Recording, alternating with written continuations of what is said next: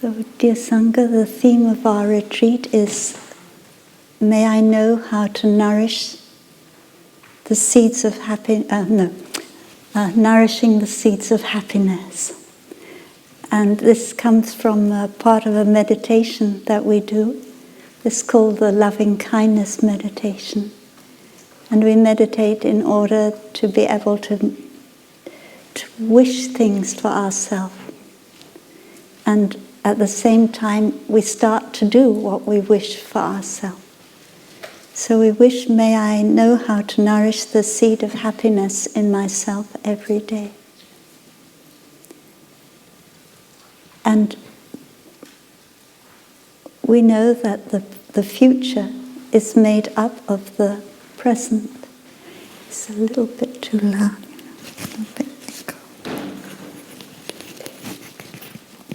The sound, it echoes a little bit. So we know that the future is made up of the present, and that we can take care of the future by taking care of the present.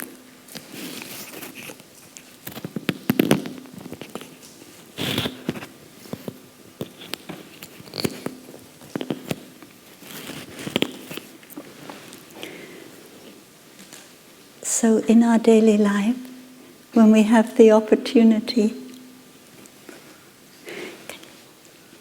can you turn the volume down a bit because it's echo.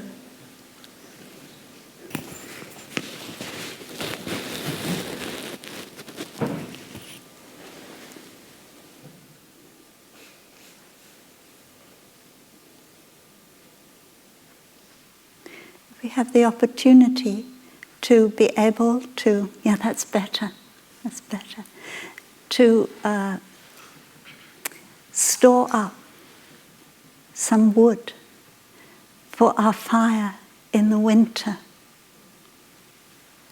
If you want to have wood for your fire in the winter, you will collect it during the time before the snow falls, when things are going well. And so we say that when things are going well, we really need to be aware of what's going well in order for that seed in our store consciousness to be strong. And then when things don't go well, we can come back to that seed, and it can help us get through the more difficult times. So Thai calls this the practice of storing wood for the winter. And one time when I was asked my younger sister, why did you not go to the Dharma sharing? And she said, because I need to store up wood for the winter. So I said, what were you doing? She said, I was enjoying the autumn leaves on the tree. It's so beautiful. So I said, okay. She knew that she would have to go through a difficult time. And so that is why she was practicing like that. But similarly, because the 3 times inter-are, that we can rely on the past to remember the happy times in order to give us joy in the present moment. So some people may say that I didn't have any happy times in the past to remember. So in that case you can say, okay, I'll start now. Because in a minute, now will be the past.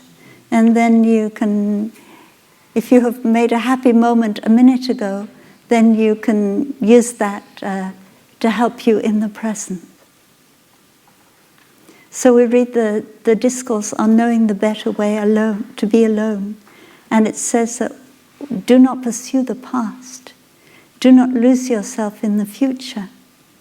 But the Buddha says, what do I mean by pursuing the past?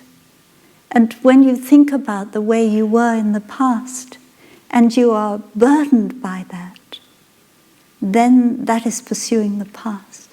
But when you think about the way you were in the past, and it's not burden, it doesn't burden you, it doesn't carry you away, then you are not pursuing the past. So the Buddha allows us to benefit from the past and to nourish the future. But if when we think about the future, we are anxious, we are carried away, we are daydreaming, we are lost, then we are losing ourselves in the future. But if we are doing something that brings us joy, then which is real joy, and which nourishes us, then we are not losing ourselves in the future. So in this morning's sitting meditation, we practiced breathing in, I'm in touch with the trees. And breathing out, I smile to the trees. And so we practiced that together. And then after the meditation, we went outside. And the first thing I saw was a tree. And I touched that tree deeply. Yesterday, I didn't touch that tree deeply like that. And the reason why I could touch the tree deeply like that when I went outside was because when I sat inside, I had brought up a tree from my stored consciousness and been deeply in touch with it. So what I had done in the past, not long ago, it nourished the present moment and gave me a deeper connection with the tree. So that meditation is useful in that way. It's not an exercise of mental gymnastics, because all these things are in our stored consciousness. This morning we shared with the children, the flower is in you. Both scientifically that is true, because no flower, no you. The mountains are in you. Scientifically it's true. But it's also true from a point of view of Buddhist psychology. Everything in stored consciousness is available for us to touch. And we have to just touch the things that are going to, as much as we can, our practice is to touch what is going to nourish us. It's one of the 4 right diligences.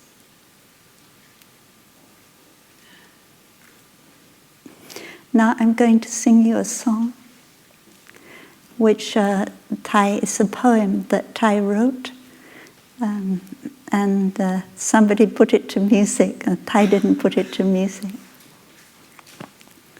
I have to drink a bit of water for that.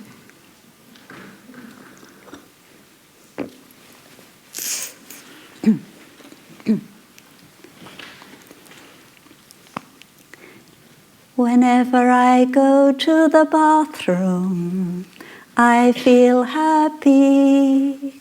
Whenever I go to the kitchen, I feel happy. Whenever I wash dishes, I feel happy, because I have learned to look deeply. Whenever I sit, I feel happy. Whenever I walk, I feel happy. Whenever I rest, I feel happy, because I have learned to breathe deeply. Whenever I see a cat, I feel happy. Or a Dharma brother, I feel happy.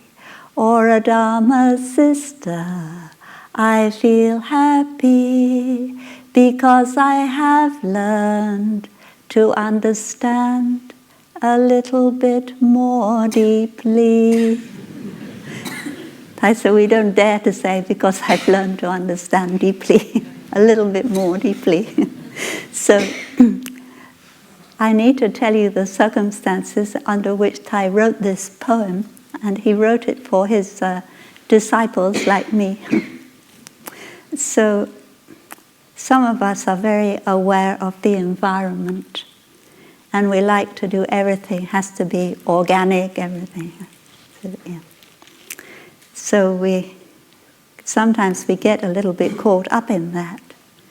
And one of my fellow practitioners came to Thai and said, when I'm in Plum Village, this is in the past, it's not true now, I go to the bathroom, I don't feel happy, because in the bathroom I see products for cleaning that are not environmentally friendly. And when I go into the kitchen, I see the same thing, so I can't feel happy when I go in the kitchen. And the same when we wash up, we have some kind of washing up liquid that is not environmentally friendly, so I cannot be happy. And nowadays in Plum Village, you won't see that anymore. So we've transformed quite a bit, yeah. So then Thai said that sometimes you have an orchard and one or two of the trees are sick and dying. And if every time you go in your orchard, you just look at the tree as sick and dying, and you feel very unhappy about that, but what about all the trees that are growing well? So that is a reason for feeling happy, that in the orchard there are trees growing well. It's what you look at. Of course, you look at the tree who is sick and dying, you want to help the tree. So you will do your best to help it. But you don't have to be miserable 24 hours a day because of that tree. You have other trees. So similarly, if you've been in a situation where there's no bathroom, no kitchen, no running water, no soap for washing up the dishes. I remember when I was in India, I had to do my duty as the youngest member of the Sangha was to do the washing up. And I had to do it at night, because after we finished supper, it was dark already. And there was no electricity, so it was pretty dark. I had a little oil lamp, and then I had some cold water, which was cold, some dirty dishes. I didn't have any soap.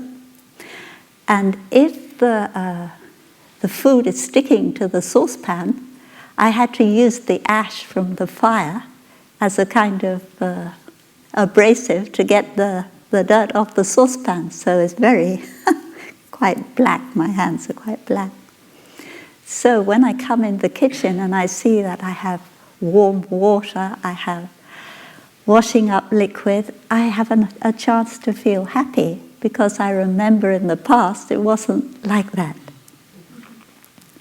It's like when sometimes I lie on my bed at night and I can't sleep. And I feel sorry for myself. I think, poor me, I can't sleep. Tomorrow I have to give a Dharma talk. Oh dear. So I just think about that. And then suddenly I remember I was sitting on the aeroplane on a long, long flight, squashed between two large people. And I so wanted to lie down. And now I'm lying down. Am I not lucky? I can lie down, I can relax, let go of everything. And immediately I feel much better. So that is Thai's teaching for us, to help us nourish the seed of happiness. We know what's going wrong. We want to do something because we're aware of what's going wrong. Because we are aware of the harm that our little baby human species, which is only 100,000 years, is doing to our 4.5 billion year old planet. We want to do something. And it's very good that we recognize that and we want to do something. But on the other hand, we need nourishment. We need the happiness. So we have to let into it, we have to open our heart, let into our heart all the things that are going right, in order to nourish us, so we have the strength to go and demonstrate or to go and camp out, to fast, or whatever we need to do in order to bring people's awareness to what is really happening.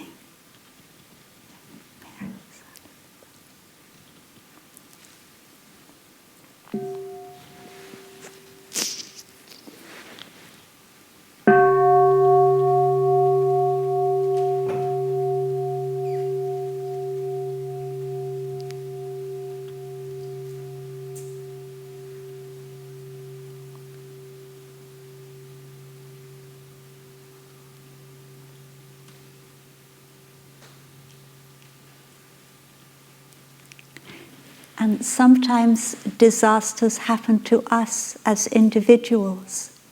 Things go very wrong in our family.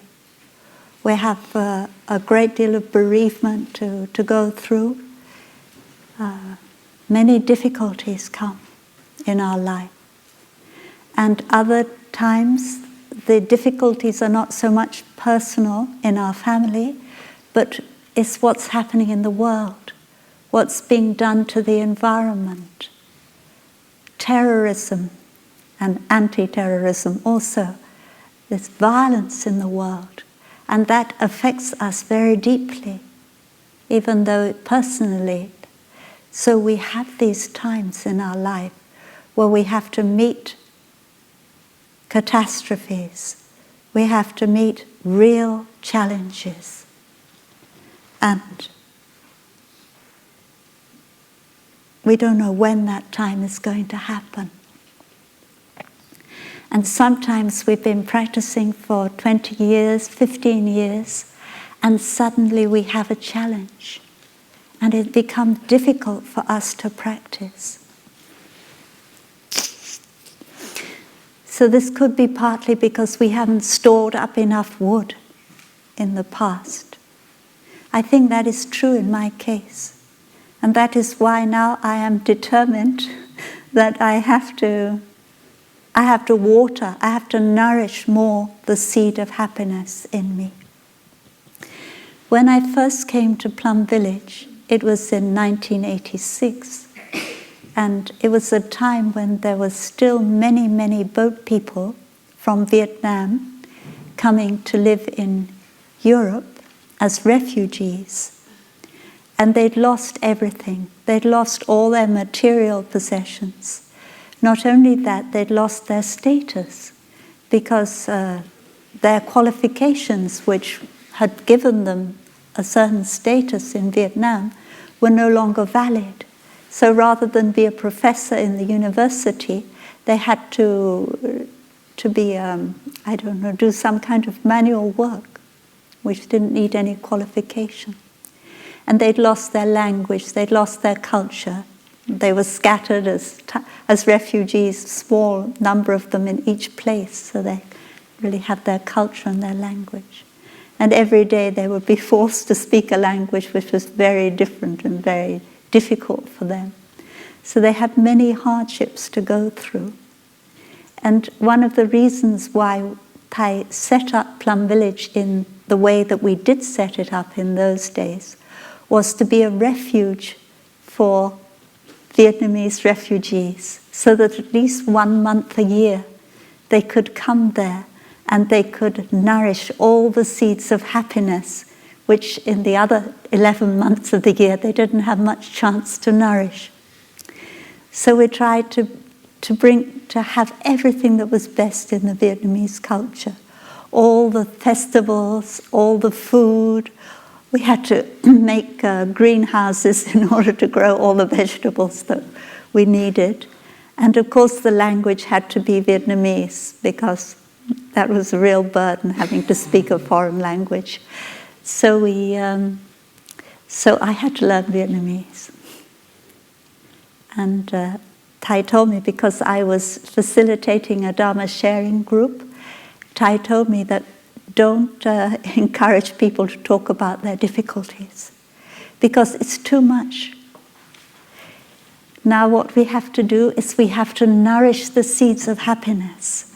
And when those seeds of happiness are strong enough, then we can start to embrace the difficulties. And in fact, the happiness in the store consciousness will already start doing the work of embracing unconsciously before we start to do it consciously. So, Thaya gave me the example. He said, when suffering comes up, the first thing, like you learnt yesterday, is to recognize it, to know that it's there. But it's not necessarily the time to have a conversation with it or look deeply into it. You know that for yourself when you're ready to have that conversation with your suffering. It's like if you have children and you know there's a snake in your garden, in a hole. So you know that the snake is there, you recognize the snake is there, and you put a grid over the top of the hole so the snake can't come out. And so you feel safe. You say, dear snake, I know you're there, but when I'm ready to have a conversation, then you could come along. But now I need to water some other seeds. So please stay there quietly. So that is the practice that we did.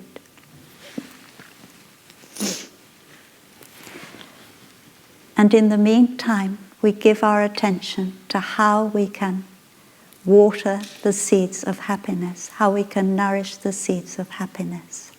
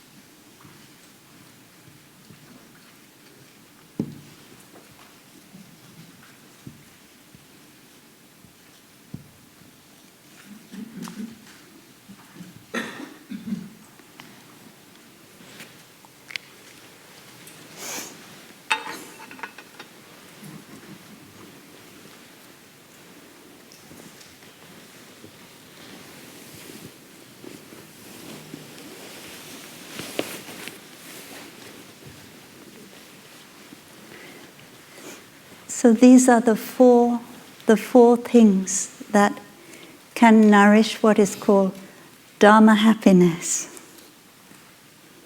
So we have different kinds of happiness. We can have Dharma happiness, and we can have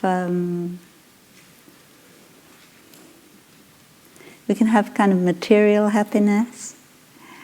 We can have sense pleasure happiness. For instance, if you think, oh, tomorrow we'll be able to go to the beach, and we feel excited about tomorrow we'll be able to go to the beach, we get a kind of happiness, we get a pleasant feeling from that thought. And then tomorrow it pours with rain and we can't go to the beach. So our happiness, it ends up in being unhappiness. So that is not thinking about the future in order to have happiness, is always had some excitement and disappointment in it. So we didn't call it Dharma happiness. And Dharma happiness is the happiness that is brought about by the practice.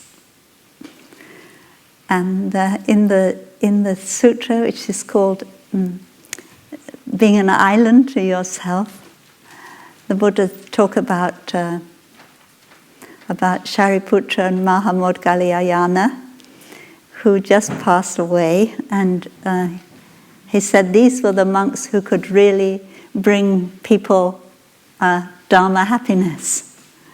If you want material happiness, if you want worldly happiness, you can go to worldly people. And if you want Dharma happiness, you could go to Shariputra and Mahamodgalyayana. But the Buddha is somebody who is not searching for Dharma happiness and worldly happiness anymore. That means that the Buddha is happiness. He doesn't need to practice. It just comes up naturally. He does practice, but he doesn't need to make an effort to practice. It's something like that. Sometimes you have that kind of happiness. You're not trying to practice at all. Suddenly you feel so happy. So that is really enjoyable, is it not? You don't have to make any effort, and suddenly you feel so happy. You know? But it doesn't happen very often, because we are part-time Buddhas, and our part-time is very... Sometimes part-time, it can be 3 days a week, 4 days a week, or it can be 1 day a month. So that kind of part-time Buddha that we are, it means that we need to Dharma happiness, happiness that involves the practice of trying to do it. Of course, I don't want to say the Buddha didn't practice. The Buddha practiced sitting meditation, walking meditation, eating meditation. But they were kind of like, we call it the non-practice practice, because the Buddha didn't have to make any effort to do that. He just did it naturally. Just take a step, and it was naturally walking meditation. He didn't have to say, oh, now I have to come back to my breathing, I have to feel the earth under my feet. He naturally did it. It's like the store consciousness helped him to do it like that. And we are like that sometimes. Suddenly, I'm aware of every step I make. I don't make any effort. I'm walking along the corridor in the building where I sleep, and suddenly I'm not being mindful, and suddenly I become mindful. I'm suddenly aware of my steps. Don't make any effort, it happens. So there is that kind of happiness, and I wish everybody to have that kind of happiness, the non-practice practice happiness. But I know that if we don't have the Dharma happiness, we don't have the practice of making some kind of diligence and effort, then the other one will not come about. So that is why today I'm talking about these kind of happinesses. The happiness of letting go, the happiness of come from mindfulness, from concentration, and from insight. The insight one is the one that comes most naturally when you have insight. It comes naturally from a concentration, so you don't have to try to have an insight. You don't have to try to look deeply. They come naturally from the concentration. So first of all, I'd like to talk about the mindfulness one, because for me it's easier than the letting go one. So when I'm not in a position to let go, I come back to do the mindfulness one. So mindfulness means to be able to recognize. And mindfulness, the word is sati in Pali. It has another meaning, and it means to remember.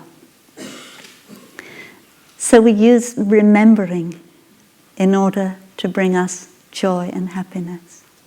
I remember. I remember that I have two eyes that are able to see the blue sky. And I have that contact with the blue sky because of my eyes, my two eyes. And when I remember that, I feel the wonder of being able to see. I feel the gratitude for being able to see. And that brings me the happiness. One day when I was not practicing walking meditation, and I didn't think anybody could see me, but I happened to look up, and who was coming down the stair towards me? It was this kind of stair that goes up and like that, you know. And if the person on top looked down, they can easily see the person coming up. Then I see who's coming down. It's Thai. Huh? So I know sooner or later, of course, as soon as I see Thai, I come back to my breathing and my steps, but it's too late because Thai saw me first. Huh? So when I got on the same level as Thai, he looked at me and he said, every step can bring happiness. That is your challenge. So I never forget those words. And whenever I don't feel very happy, I give myself that challenge. It is a challenge sometimes. Sometimes you feel really miserable. And I say, this step is going to bring me happiness.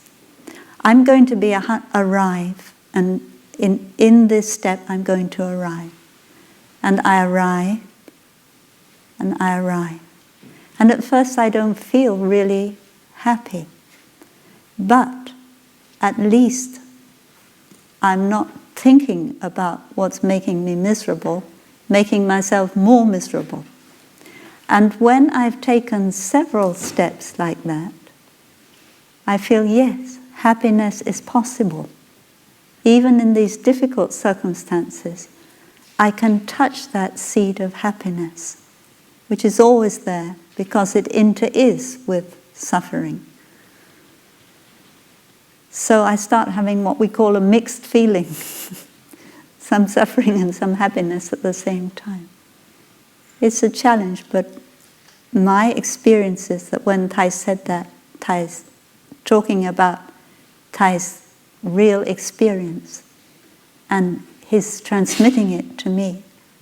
And if I don't pick up the transmission that Thai give me, then that is my bad luck. But if I can pick it up, then I'm lucky, and I can. So this is what is meant by mindfulness is a source of happiness. Mindfulness being present.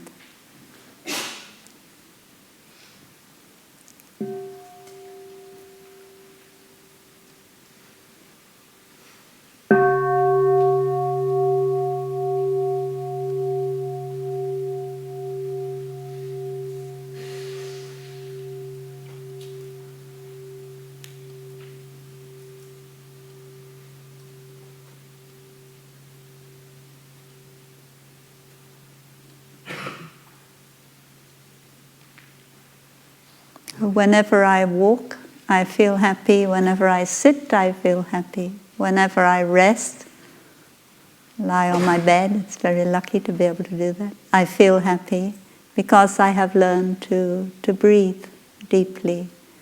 And for me, walking meditation without mindful breathing is not possible.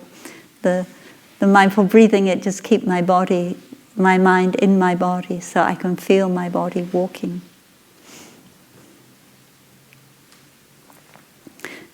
So that is mindfulness of walking can bring us happiness. Mindful sitting can bring us happiness.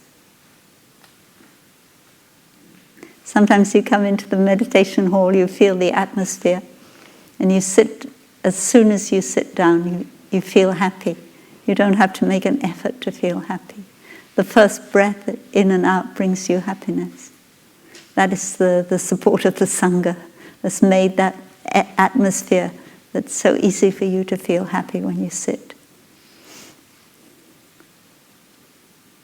And then I have to practice remembering. I have to remember the hard times in order to know that now I can be happy. It's like if you have a black screen and you put something white on it, you can see the whiteness. If you put something black on the black screen, you can't see it. So sometimes a background of suffering, it can bring us happiness in the present moment, because we know that we've crossed that bridge, we've overcome that, and now we have a chance to feel happy. And the example that's always given is the non-toothache. That's very practical. You have terrible toothache, dentist can't give you an appointment, so you have to wait for the appointment. While you're waiting, you're just thinking, if only this toothache would go away. And then you go to the dentist and the toothache is no longer there. And when you come back home afterwards, you think, oh, isn't it wonderful, I don't have toothache. And every time you feel, oh, I don't have toothache, isn't that lovely? You feel happy. But how long does that last? It lasts 2 or 3 days if you're lucky. And then on the 4th day, you forget how wonderful it is not to have a toothache. So that is the background of the toothache. It makes the non-toothache so enjoyable. And we have to remind ourselves, I have to remind myself, I'm not in pain. Isn't that wonderful? I have 2 eyes. I can walk. And if there wasn't the background of suffering, then I wouldn't have that happiness that I have now. So that is remembering, that is mindfulness. And today when we have the children concentrate just for a little bit with the pebble, and we concentrate along with them, even though it's only for a very short time, we feel the happiness in that concentration. Because our mind is focused on something that helps us to feel good. And that concentration brings us happiness. And if we concentrate for a little bit longer, we may get an insight to the fact that I'm breathing in and I'm breathing out. It means I'm alive. This morning we also practiced breathing in, I am alive. Breathing out, I smile. I don't know what we practice here. I smile to life within me and around me. So this is an opportunity, and some people say that this suffering is so awful, I don't want to live.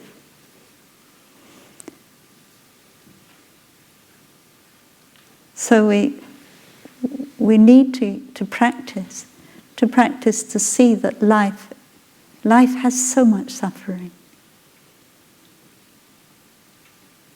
But it's not only suffering. And life is a miracle.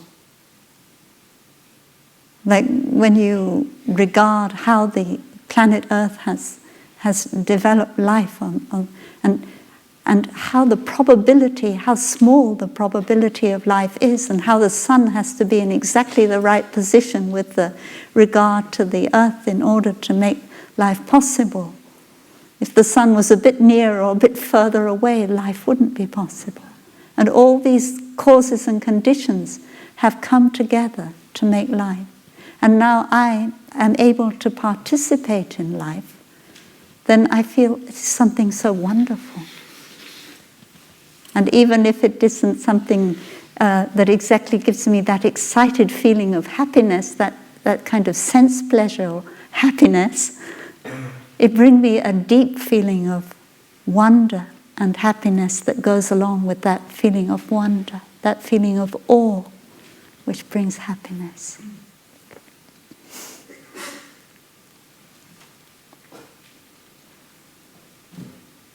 So, as I said, the letting go for me is more difficult. And it's always put first. So I always think it's the easy one. It should be easy to let go.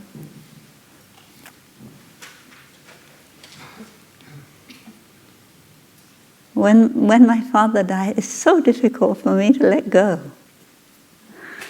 It take months. And I don't like to tell anybody that when someone they love died, you have to let go. Because I know it takes time. But I have to practice letting go, my own speed. And I can't hold on forever.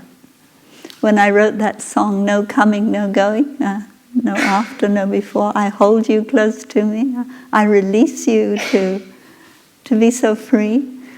Yeah, it's also based on my having to let go of someone, but it wasn't so hard as when I wrote that song as when I had to let go of my father. So, yeah.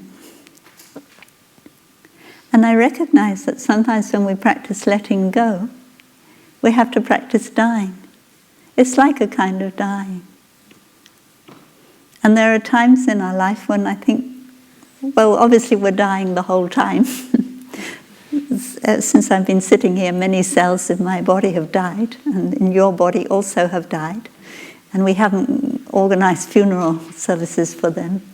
So we're dying, and we don't know that we're dying. But then there come times in our life when we kind of know that we're dying. And we know that it's something we have to do. We have to die to what is past. We have to die to all those images and signs, we call them, that we have from the past, in order to be able to be born to something new. And of course we know also that without death there cannot be birth, there cannot be life. So letting go is something we need to meditate on and learn how to do. And it's because in our deeper levels of our subconscious we hold on to something. We need something, we hold on to it. And then of course the higher up levels, I don't call them higher up, but the more conscious levels of our consciousness, we say, oh, of course there's no birth, there's no death. Everything's impermanent. Oh yes, I understand all about impermanence.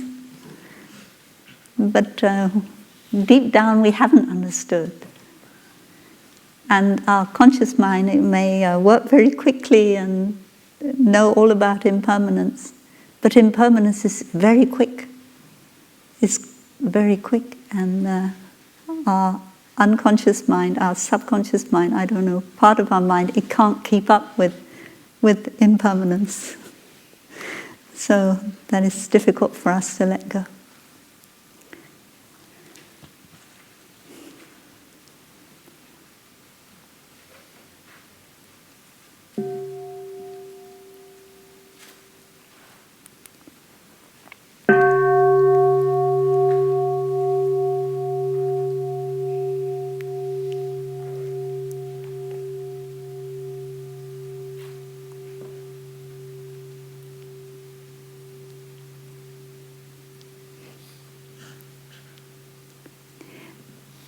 But there are big things to let go of, and there are also small things to let go of. In our daily life, we have to practice letting go all the time. Many small things, many ideas we have, things that we would like to do, and then we realize, oh, we can't do that. Many little things we like to have. Like yesterday, the brother said to me, we need your recorder. So my first thing is, you can't have it. Because I had a recorder before and I let somebody have it and it got messed up, so I'm not letting anybody have my recorder anymore. So, then I have to come back. I am a nun, practicing 3 ropes and a bowl, and it's no good. And so here you are, brother. But take good care of it. Yeah. So there's little things like that we have to practice letting go in our daily life. But it's nothing to the bigger the bigger things. But there come times in our life when we realize that something we're holding on to us is really an obstacle for our happiness. And Tai gives the example of somebody who lives in Paris. It's very polluted and smoky, and there's a beautiful countryside about, 50 kilometers, 100 kilometers away. Beautiful countryside. And a friend says, come on, why don't you take a drive into the countryside? It would be so good for you to get out of the city. And you say, too lazy, I want to watch the television, I want to catch up on some work I haven't done, I want to paint my bathroom, and you never get out into the countryside. And one day that friend feels so sorry for you. He says, look, I have my car here. All you have to do is come and sit. I will drive you out into the countryside. And eventually he gets in the car. And then we get out of Paris, and we can open the window of the car, and the fresh air comes in, and we can hear some birds singing or something. And we feel, oh, how wonderful. We've been able to let go of Paris. We've been able to let go of our apartment. And we've been able to come into the countryside. But it was so difficult for us to let go. And sometimes there are things in our life like that. We think we need this for our security. We really need to have this promotion. We really need to have this job. But in fact, we could perhaps let go of those things, and we could have so much happiness. So there come times in our life when we have to look deeply. Do I really need to keep holding on to this obstacle for my happiness? And another big obstacle is not necessarily a position or a material thing. An obstacle could be our idea. I have an idea about what is going to make me happy. Only this can make me happy. Only if I get this. Only if I have this promotion. Only if I get my PhD. Only if I will be happy. Only if I can marry this person will I be happy. And because we have the idea of only if I have that, everything else, which doesn't belong to that only if, it gets pushed aside. And we don't recognize that, oh, that could bring me happiness too. So that is the importance of letting go. Like when somebody dies, you say, only if that person could be here alongside me, would I be happy. In the beginning, we have to allow ourselves that kind of feeling. But later on, we have to find other kinds of happiness. And that isn't just for us. That is also for the person who has died. No way they want us to hold on to them forever. They want to be free.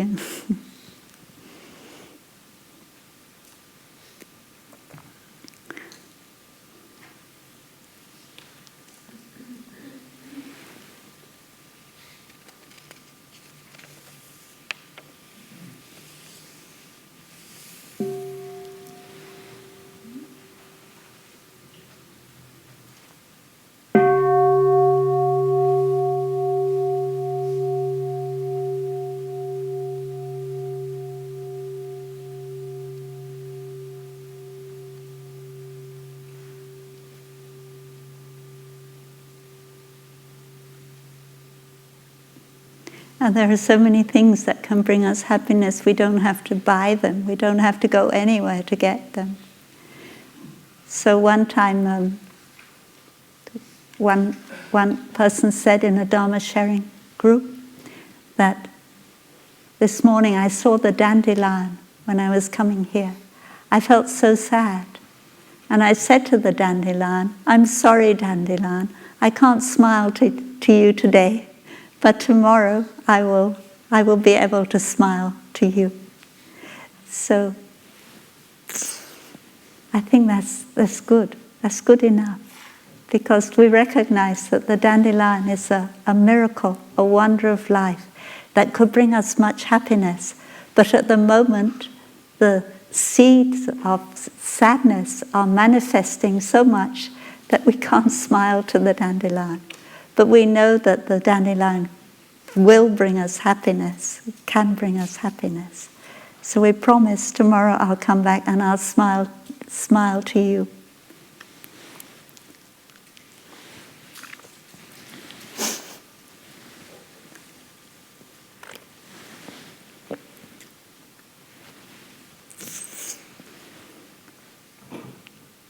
So maybe in a week's time I will go to Yorkshire, where they do where they're going to do the fracking. So of course I think about this quite a bit. And when I said this morning about environmentally friendly washing up liquid, I also want to say that I'm really kind of environmental activist in some ways in my mind. So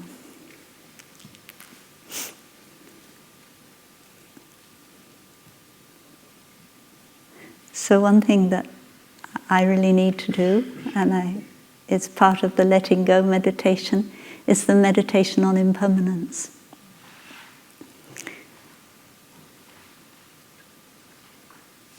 I need it because it'll help me. And we have to be careful with the meditation on impermanence, because there are times when it's not helpful. Like all meditations, they are a medicine. And we have to take the medicine that we need and not take somebody else's medicine. So when I talk about the meditation on impermanence, it's for those of us who feel that we need it and it will help us. And it's easy to tell if it's doing you good because you feel good straight away. And if you feel awful after you've done it, then you know it's not doing you any good, and don't take that medicine for another until you're feeling better, until you feel that you're ready for it. So the meditation on impermanence, it has different sections. And the first one is, I am of the nature to grow old. There is no way I can escape growing old. So one time somebody said, I'm already old, I don't need to do that meditation anymore. So it's not true, because we can always get older. And the situation when we're old, and tomorrow we're older, and the situation, our eyes is not good today, but they may be even worse tomorrow. Our hearing is not good today and worse. So don't ever think you're too old to do the meditation. I am of the nature to grow old.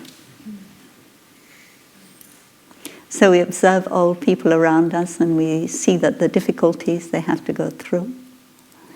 And we can also see, if we want to look on the positive side, we can also see certain advantages of getting old, like more wisdom, more calmness, able to do sitting meditation, not feel you have to jump up straight away. So there are advantages to old age too. But in this meditation, we want to face our fear of impermanence, our fear of getting old. And the idea is to meditate on yourself until you feel that fear coming up. Or you feel that, I don't want to do this meditation anymore, it's not very pleasant. Well, the idea is to be patient with that and say, hello, my little fear, my fear of getting old. And it's good, you've recognized it. And so you can go on to the next bit. I am of the nature to get sick. There is no way to escape sickness. So one day I was complaining to somebody who's a doctor about not being in good health. And that person said to me, I thought you did the meditation on I'm of the nature to get sick. There's no way to avoid getting sick. Your meditation not being successful. So it's good if you have a doctor like that, it's good. Remind you of your practice. So we all have to get sick sometimes. And we have a fear of that. It's good we have a fear of that. Because if we didn't, we'd do many unskillful things that make us get sick more than we need to. But sometimes we need to get sick. It's a bridge we have to cross over. And so we meditate on ourselves in hospital or wherever it is, being sick, and the fear comes up. And when the fear comes up, we say, hello, my little fear. I can embrace you. And at that point, we've done that part of the meditation. You can smile to our fear. The sickness is not so much of a problem as the fear of the sickness is the really big problem. And then I'm of the nature to die. There is no way to escape death. And we have to meditate on ourselves, on our deathbed, being put in our coffin or whatever, until we feel that little fear coming up, or that little voice that says, let's go and do something more useful than meditating. We could be out in the garden looking after the pumpkins. No, you have to sit there, you face this fear. And then, yes, hello, my little fear of death. I can smile to you. And then we have to meditate. Everyone I love is of the nature to change, and we have to be separated. And we see ourselves being separated from the person we love the most, and at that point the fear comes up. I don't want this to happen. And at that point we recognize I'm afraid of losing my loved ones, and we smile to it. We embrace our fear. And the last part of the meditation is we've meditated on our death and the death of our loved ones. And the last part of the meditation is you do have a continuation.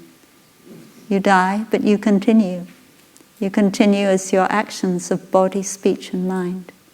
Every time you think something, you say something, you do something, it gives rise to an energy. And that energy, it doesn't die. So you will always continue. And your actions are your continuation.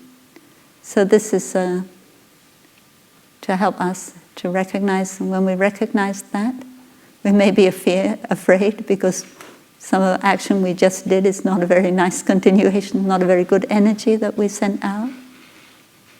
It also is a reminder for us to be mindful, to take care of our actions. So, along with that, we have our Mother Earth, the Bodhisattva Gaia. And the scientist Lynn Margulis, who, along with, what's the name of the British scientist? Lovelock, thank you, James Lovelock. Who actually, the ones who invented the word Gaia, which we, Bodhisattva Gaia, that is the earth as a living being. Well, scientists have thought that up, it's not only meditators. So she said Gaia is tough. Yeah. Gaia is very tough. You don't have to worry about Gaia. Or she's been through so many disasters and patiently borne them and then produced life again. That Gaia is tough. So when I think about fracking, I think about this. It's another thing that Mother Earth has to go through, but it won't destroy Mother Earth. She can put up with it. She can be tough. Huh? So that helps me. And the other thing is that our human species is impermanent. Compared to the other species, we're so young. We've been here for such a short time. And it's not sure that we'll be here for much longer either. And maybe we'll be the shortest lived species. And whose fault is that? I don't know. Not maybe somebody put a sticker on their car when Bush was president, and they said, "Bush is a natural disaster." So if you think about that, in a way it's true. We don't, any of us want to be a disaster. We don't, any of us want to do harm. We don't, any of us want to destroy life on our planet. But somehow, because of the causes and conditions, the seeds in our store consciousness, we do these things. So I don't want to blame the human species too much. I don't want to make the human species into an enemy. I don't want to make the people who do the fracking into an enemy. And I see that we are impermanent. And it's something we have to accept. Just like we have to, when we meditate, breathing in, I see the impermanence of civilization, I see the impermanence of the human species. Breathing out, I smile to the impermanence of the human species. And at that point the fear comes up. Of course I'm afraid. It's only natural, it's only my instinct that I want my species to endure. We all have this deep instinct not only to continue as an individual, but for our species to continue. So of course I have that fear, but I have to face it, that sooner or later, and I pray later, the human species will become extinct, will no longer be there. So that is meditation on impermanence, which I do, which helps me to face the environmental difficulties that we are facing at the moment, is the meditation on impermanence. And just as when I meditate on the impermanence of myself, I see that now I'm not crippled by old age, not incapacitated by old age, not incapacitated by sickness, not on my deathbed. So I have an opportunity now to do something meaningful. That is the last thing, the actions of body, speech and mind. So it gives me an energy, this meditation on impermanence, to do something, to do the best that I think as an individual I can do in my Sangha. And so when we meditate on the impermanence of the human species, it doesn't mean to say we give up on the human species and we just say, oh, well, it doesn't matter. Human species comes to an end, it doesn't matter. No, that's not the effect the meditation has when we do it correctly. It has, the human species is impermanent, therefore we have to do everything we can to take care of the human species, so it doesn't have to be impermanent too quickly. So we can make most of the human species in the time that we have left. So the meditation on impermanence helps us to see that we have a limited time. And because we see that, we do the best we can with the time that we have.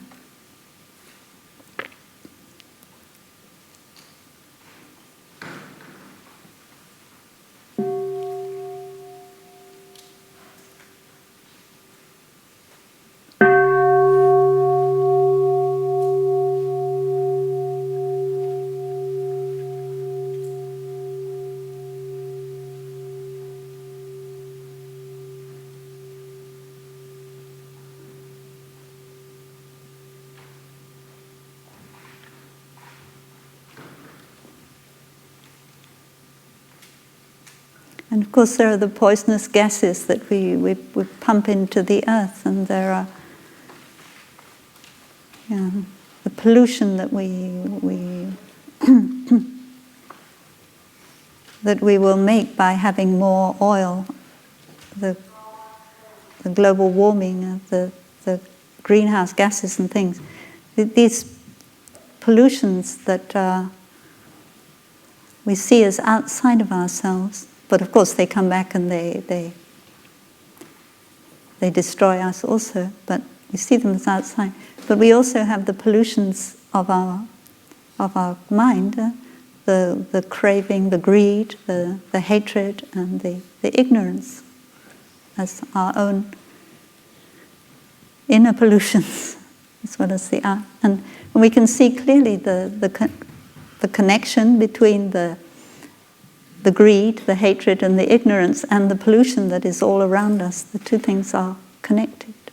The one arises because of the other. So there is always something we can do. We can always take care of our own inner greed, hatred, and delusion. And this is what will help us, help the collective consciousness. So never need to feel there's nothing I can do. Even if there's nothing I can do with what is happening outside, at least I can do something what's happening inside. And what is happening inside, it always has an effect in the end on what is happening outside, because that energy can never be lost.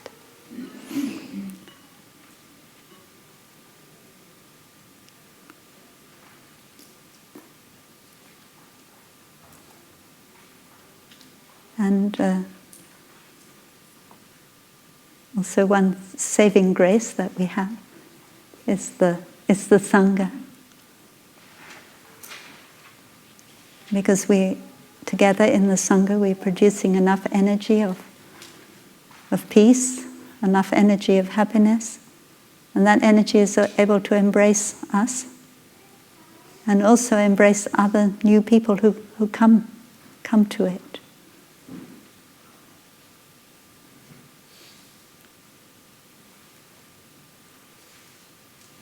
So if we're asking what can we do in these difficult times,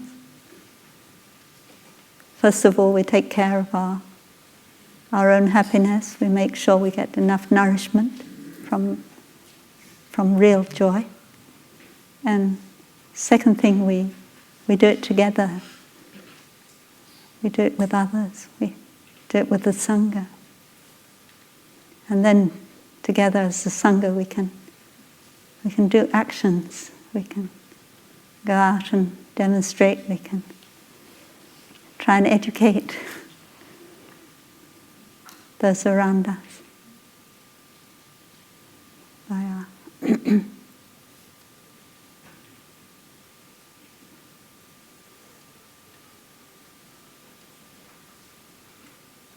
and one psalm that I always like very much is one day in the house of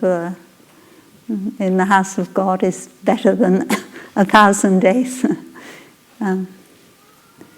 I don't know, in the houses without God or something. Not that I believe in God so much, but the meaning behind it is like one moment in the Pure Land, this very important moment. We can just have one moment and recognize how wonderful it is to be in the Pure Land. Then we will want another moment in the Pure Land, and our practice will be able to produce that. And one time, somebody from The Guardian interviewing Thai, he said, what can we do to help these businessmen stop polluting the environment? And Thai said, you have to give them some kind of happiness. They have to be able to taste happiness, which doesn't come from them making a profit from polluting the environment. It's no good Thai coming and giving them a talk and telling them you should be doing this and you shouldn't be doing that. They have to taste for themselves the happiness, the true happiness that comes from letting go, mindfulness, concentration and insight. And only then will they find something that can satisfy their need for happiness rather than making a profit out of businesses which don't take care of the environment. So we don't want to make those people who destroy the environment into our enemy. We want to find ways to help them to touch real happiness. People doing work a lot. People like Kai Romhart, our German Dharma teacher, did a lot of good work in having business leaders come to the practice, to taste the happiness of the practice. And also in the United States too. Brothers and sisters get involved in the United States with businessmen to help them come to the practice. one of our new Dharma doors. So we have 5 minutes left. I would like to ask Sister Hyeng to talk a little bit what they will do. Just a little bit. When you go to Hawaii, are you going to Hawaii? Are you allowed to talk about that?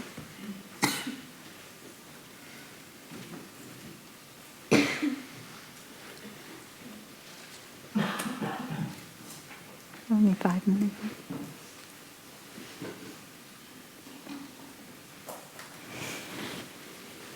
Anyway, there's many things we can do. Sometimes we have to be a little bit flexible. We can't do things exactly like the way we would want to do in Plum Village. We have to put up with a lot of loud music and things like that, which they like to listen to.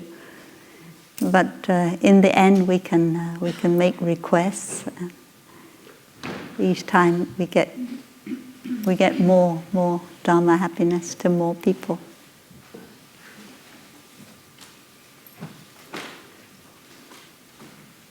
If you want to say something, you can, but if you don't have to. Okay, so we'll end here. Thank you.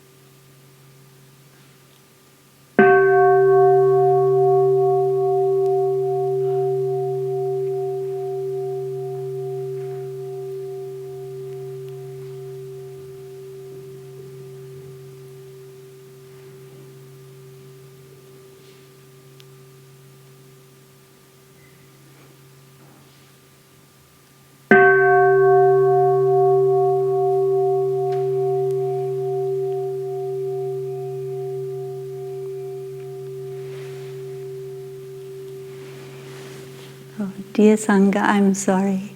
P.S. Forgot one thing. Concentration and insight.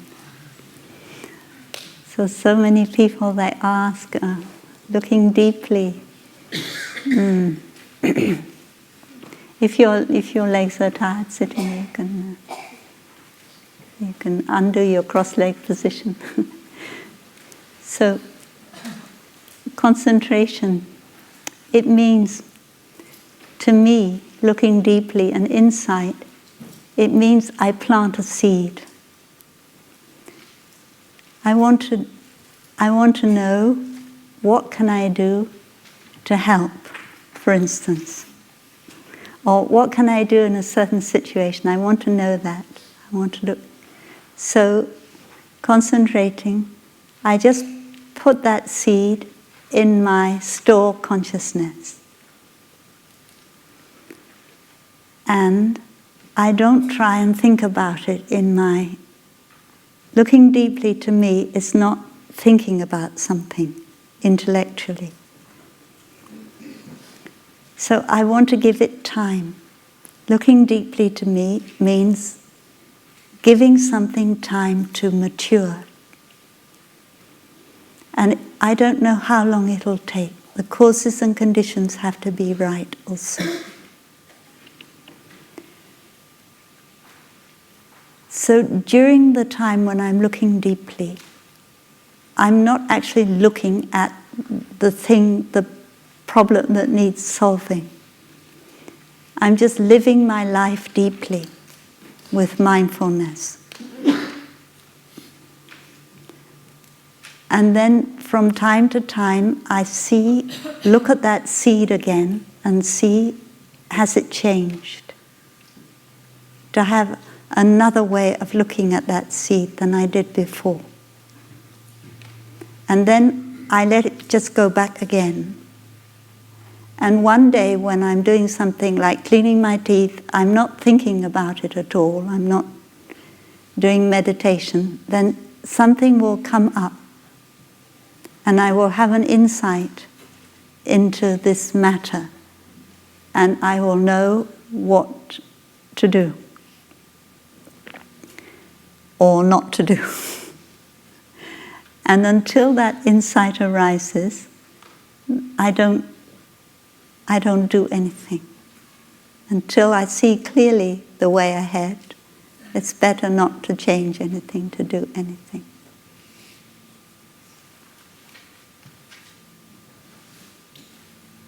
So looking deeply is a matter for store consciousness to do.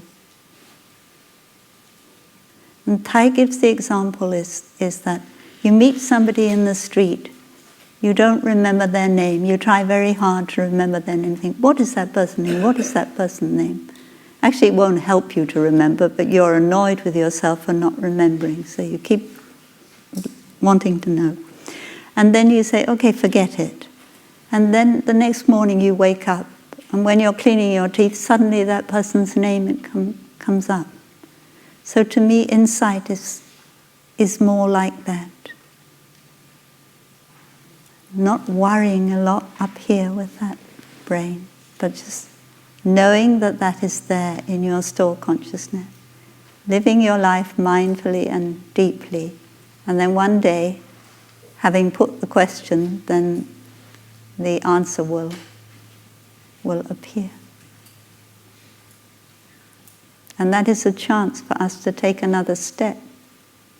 But after a while, we'll need to take another step again. So this process will have to be repeated. Not something you do once and then it's all over. Yeah, sorry, that is my PS.